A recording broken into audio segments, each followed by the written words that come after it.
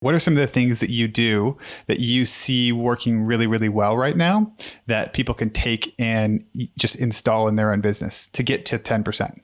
Yeah, so in our own data, and also I've talked to Privy about this in some of their data, but there's three different kind of incentives, right? And each of them inherently kind of gives more or less a different conversion.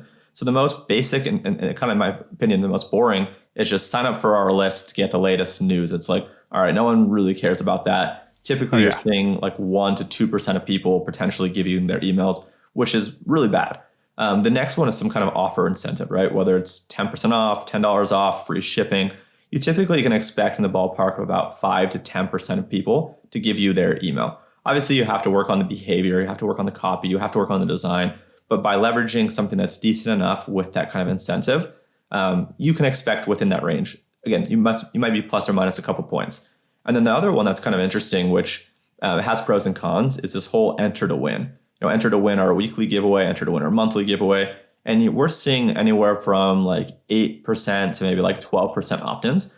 The difference between like the incentive and the enter to win, I still personally prefer some kind of offer, whether it's a discount of $1 or a percent or free shipping. And the reason being is those people typically convert a lot quicker. And the attribution of that conversion is a lot quicker and a lot more immediate. Whereas if you do, let's say, an enter to win for the month, maybe you get 12 people instead of 8 people giving you their email. But these people then want to wait to see whether they want or not. And then you have to convince them to buy, right? So it's typically extends the cycle of which we see people convert. And then it's harder to actually see, when and how those people converted. So, do with that what you want, but we're typically focusing on incentive offers when applicable. Most of our brands kind of fall into this middle ground. And I guess the extremes are people always discount, people never discount. And a lot of our brands are kind of in the middle where they're able and willing to use discounts when it makes sense. Acquiring new subscribers, maybe as people have been loyal, kind of giving them special perks, or maybe if people haven't been loyal, trying to get them to just buy and engage with the community.